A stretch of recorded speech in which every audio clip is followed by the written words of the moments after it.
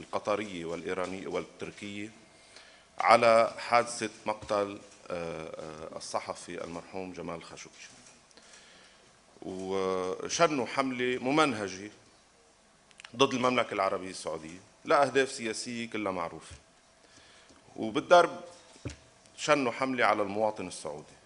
هذا الشيء أثر بشكل مباشر على الدكتور أحمد البوغري خلال تنقلاته وخلال تواجده بالخارج. أثر من الناحية المعنوية ومن الناحية المادية، وتعرض لإساءات عديدة مش طويلة، يعني لا نقدر نذكرها، طويلة جدا. فبالتشاور مع فريق المحامين والفريق القانوني الخاص فيه، وبعد دراسة وتمحيص بالمواد الإعلامية التي نشرت، قررنا التقدم بدعوى أمام المحكمة الأوروبية لحقوق الإنسان للحد من هيدي الحملة اللي عم يتعرض لها المواطن السعودي وبالأخص الدكتور البوغري.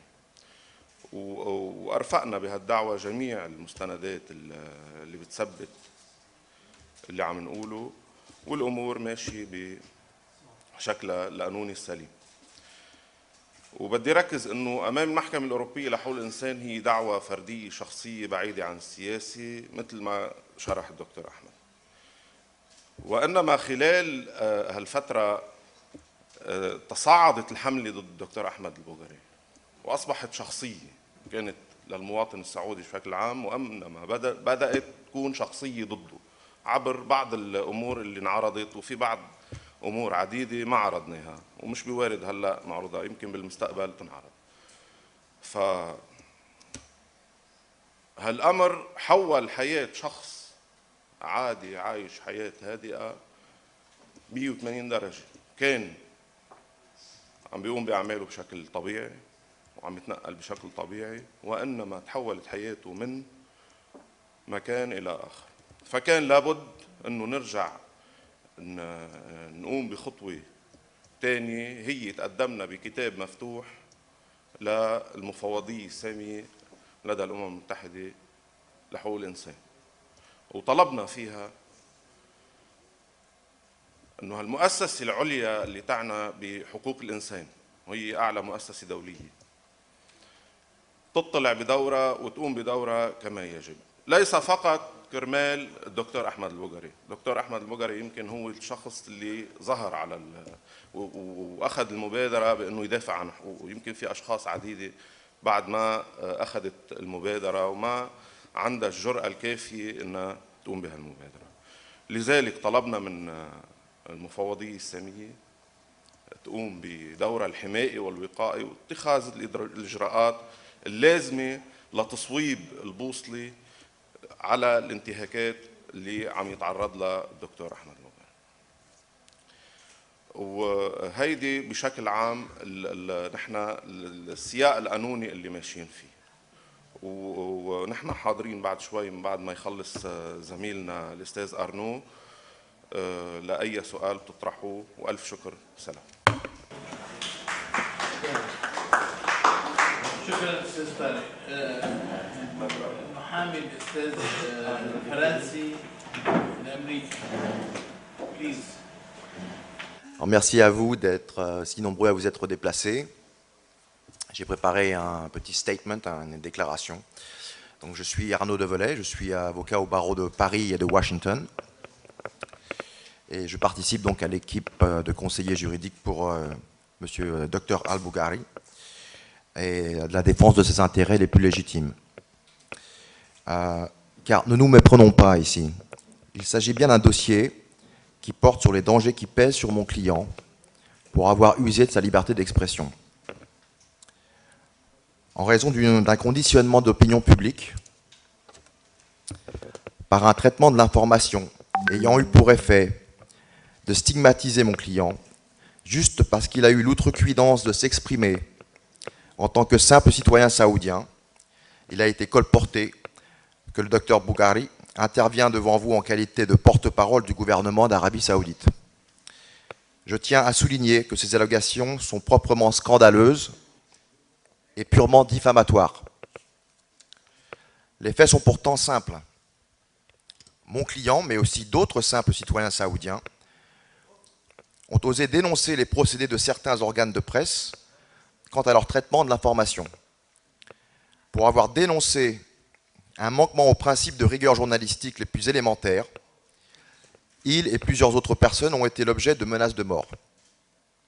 Certains d'entre vous, ici présents, ne manqueront pas de vouloir évoquer les détails rapportés dans le cadre d'une affaire en particulier.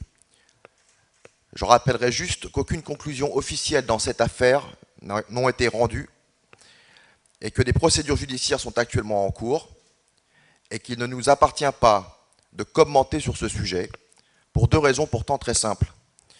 La première est que nous porterons un intérêt particulier à ne pas porter atteinte au principe fondamental de la présomption d'innocence.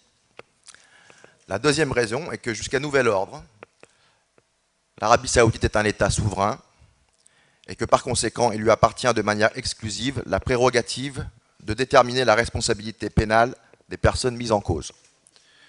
En ce qui concerne le danger à l'intégrité physique de mon client, je vous informe qu'en coordination avec mon confrère maître Hajar, nous avons l'intention d'alerter les organes des Nations Unies compétents afin que cette question figure à l'ordre du jour. Il est de votre devoir, en tant que membre éminent des médias, de relayer cette situation qui, je le répète, ne concerne pas mon client seulement. En effet, plusieurs citoyens saoudiens souhaitent se joindre à notre action, bien que pour des raisons évidentes, ils aient opté pour l'anonymat. Ayant mis les choses au point, je suis maintenant disposé à répondre à vos questions et je vous remercie. بعد إذن الجميع أستأذنك في شاهد شاهد قناة الجزيرة الأستاذ محمد صفوت أبو الفضل حابين يظهر على الإعلام من خلال المؤتمر الصحفي في بيروت فليتفضل شاكرا بعد إذن. بسم الله الرحمن الرحيم. نبدأ كلامنا بتحية الإسلام. السلام عليكم ورحمة الله وبركاته. عليكم السلام. تحياتي إلى السادة والسيدات الحاضرين للمؤتمر وكافة الحضور. أولا أعرفكم بشخص متواضع. أنا محمد صفوت، كنت بدأت عملي مع قناة الجزيرة في عام 2013 واستمريت في الإعلام القطري لمدة 6 سنوات. سأكون شاهد عام في القضية التي رفعها الدكتور أحمد البقري في محكمة حقوق الإنسان في ستراسبورغ فرنسا ضد كل من قناة الجزيرة القطرية، وكالة الأناضول، وصحيفة الصباح التركية. بالطبع قدمت مستندات مهمة جدا ومحورية تفيد القضية وستكون حاسمة في القضية لأخي الكريم الدكتور أحمد البقري، والذي قدمها تباعا لمحكمة حقوق الإنسان في فرنسا. بإذن الله سنتعاون مع فريق عمل احترافي لهذا الأمر يتكون من الدكتور أو يرأسه الدكتور أحمد البقري وبعض الشخصيات كانت تعمل لدى قناة الجزيرة سابقا، وشخصيات من داخل قناة الجزيرة ما زالت تعمل حاليا من أجل إظهار الوجه الخفي للقناة والبعيد كل البعد عن الاحترافية، ولا يهتم سوى بفبركة الأخبار الصحفية والفيديوهات ومحاولة زعزعة النظام الداخلي للدول العربية وخاصة دول المقاطعة السعودية، مصر والإمارات والبحرين. في هذا الأمر أنا لا أهدف إلى مجد شخصي أو شهرة، ولكن نسعى لتوضيح الحقائق التي تعمل قناة الجزيرة جهارا نهارا على إخفائها عن الشارع العربي، وتحاول دائما أن ترفع قناع الاحترافية المهنية، وهو قناع للأسف غير حقيقي وغير مهني على الإطلاق. على مدى تقريبا عقدين من الزمان عانت أغلب الدول العربية من تدخل قناة الجزيرة بشكل سافر في شؤونها الداخلية من أجل هز الثقة في تلك الدول بين مواطنيها وحكامها.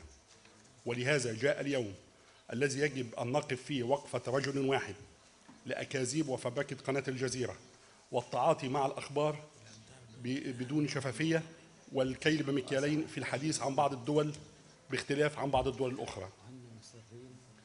مع احترامي لكافة السادة والسيدات من رجال الإعلام، أمتنع عن إجابة أي سؤال صحفي، وذلك لمصلحة القضية ومستنداتها الخطيرة جدا التي شرفت أن أكون أنا المسؤول عنها وقدمتها للدكتور أحمد البقري وهيئة المحامين المكلفين بالقضية.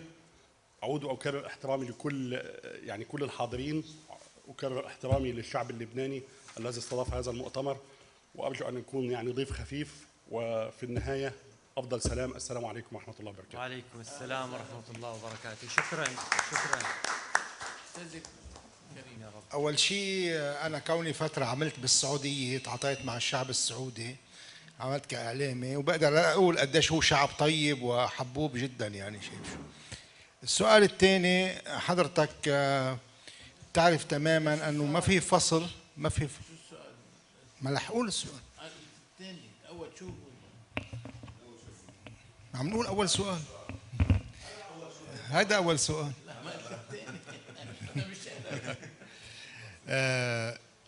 حضرتك بتعرف جيدا أنه ما في فصل بين السياسة القطرية وقناة الجزيرة. قناة الجزيرة هي جزء لا يتجزأ من السياسة القطرية. نحن نشوف اليوم بالأفق ملامح تسوية سعودية قطرية، كان أحد بوادرها دعوة أمير قطر لحضور مؤتمر الخليج. بحال تمت هذه التسوية السياسية، ماذا سيكون مصير دعوتك؟ شكرا على هذا السؤال. هذا نفس السؤال يرجعنا للمربع الأول. لو تمت وفاق بين سعودي قطري، هذا ما نتمناه. فأنا أكن كل الشعب كل الاحترام والتقدير للشعب القطري والشعب التركي. أتمنى أن السلام يعم على الجميع. لو تم صلح فالحمد لله رب العالمين. إذا أنا بعدت عن هذه الدعوة، هذا وقتها سيستعملها العالم الآخر أن الدكتور أحمد البوغري له علاقة بالقيادة السعودية. لو تم صلح إلى آخر، الدعوة بعيدة كل البعد، كونها دعوة حقوقية والمعني فيها هو المواطن السعودي، وأنا من تعرض على الاعتداء عليه ما إلى ذلك. شكرا. من الطبيعي أن